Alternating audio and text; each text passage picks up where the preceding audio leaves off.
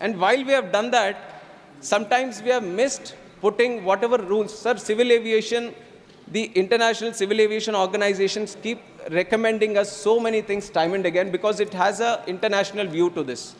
Sky is not limited to one country. We travel from one country to the other country. So everything has to be harmonized. Let it be if we are flying here in India, if we are flying in New Zealand, if we are flying in America or any other region or any other continent, everything has to be harmonized so that there is a smooth travel between the countries happening. So as and when anything happens anywhere in the world, this ICAO picks it up and it kind of recommends to all countries that why don't you have a uniform harmonization among the laws in this thing. So it keeps doing it all the time. It meets every year, multiple times on multiple subjects. And once they reach a consensus in Montreal, where the headquarters is there, and it keeps sending the recommendations to all the countries. And as we keep doing it, and it is important for us also to follow the ICAO recommendations. And whenever we keep doing it, not many a times we can bring everything, all the changes to the parliament and say, let us amend the Principal Act itself. So many times what we do, the rules which are framed under the Principal Act, we try to keep changing them. And now constantly after doing that time and again, the ICAO also observed that there is no principal legislation backing to the rules that we have today. So it is very, very important for us to have the principal rules, the backing in the principal legislation itself, so that whenever we make the rules, then when we can say where is the legal sanctity, we can point it out specifically in the act itself. So that process we have adhered to this time. So whatever rules we are making, we thoroughly understand that the rules are originating from so-and-so clause or so-and-so section in the Principal Act itself. And some problems that we have faced earlier was, there was no appeal system also. Whenever the civil aviation, the central government or one of our bodies does any of these administrative orders or actions that are taken by the department itself, it doesn't have the principal backing. We are doing it by rules, which is not legally correct also. So right now we have put an appeal system which follows the principle of natural justice in the act itself. So that is a strong legal backing that we are giving. And now anyone who faces any administrative order or any other financial economic order that comes from the ministry itself, he can go through the process of appealing. Why did it come against me? So the principle of natural justice is being followed here, sir. And on top of that, there are some other provisions also in the appeal system. And also there was, when we are trying to have any problem with the pilot or the license, earlier the system was only you can cancel the license. But now we observe not every time you can cancel the license. Sometimes you might need to restrict it. Sometimes you might want to cancel it. So these kind of systems, what we observed, small flaws that were existing in the industry, we tried to pick them up and include it in the act itself. And these are some of the changes that we brought in. And I'm willing to listen to, I'll talk about the other issues once I get all the suggestions and comments from the honorable members, sir. And I'm willing to answer to each and every clarification that I need to give from this. But I request this support and also the cooperation of all the members here. This is a very important legislation that we are doing because we realize that civil aviation, which is the third biggest domestic sector in the whole world. Sir, considering the population, US maybe it's around 35 crores today, and it is the #1 domestic market. And look at our population.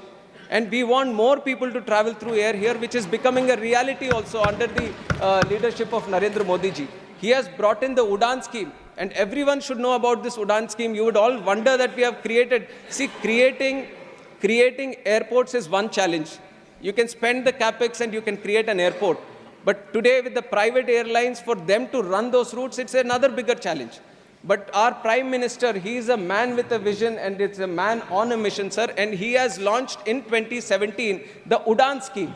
Ude Desh Ka Aam Nagrik, which was very, very specific to connect these underserved and unserved airports of the country. He didn't want them to lie vacant or lie dormant.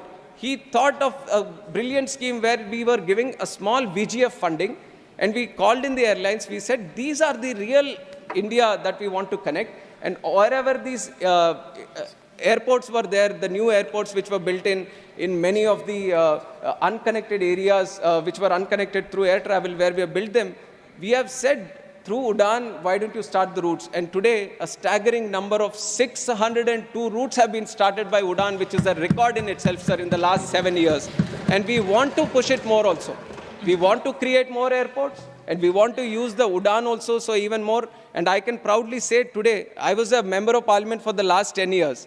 And initially, as I started as a member, sir, the most important request I would get from my constituents was that how do I get a new railway stop? I believe it is there today also. But I see as a minister today, in 5 months, I'm getting requests from across the table, across the house, both in Lok Sabha and Rajya Sabha. People are coming that I want more air connectivity. Why don't you connect me from point A to point B? Why don't I get an airport? These are remote places, sir, where people would have not even dreamt of having an airport. But today, our India, my India, has become so aspirational that even the remotest past, they are saying that I'm not going to strive for anything less. I think he has also a request there, sir, our honorable member. They are all requesting that why don't I have an airport in my own district itself? I feel proud of that today. Please, Mr. John Britas, nothing Sir, is going on record, that. please. You speak. Mr. Sir, John Britas, I'll answer that please, when I get the don't intervene. No, please. Please, you speak. Sir, I am willing to answer all those questions. So I'm saying today, India has become so aspirational that everyone is dreaming and aspiring to have their own airport, and we want to cater to those dreams. We want to build those airports because we feel if we can't do it today, it will become a challenge tomorrow. Tomorrow, the land is going to be a scarcity. Everyone wants to have land, and nobody is parting away with their land also. And tomorrow, it might get even more difficult. For one airport to build, if we want to cater for big, wider aircrafts, we need at least 1,000 acres, sir. And now, today, if we don't start, that is why it is very important to build this infrastructure now.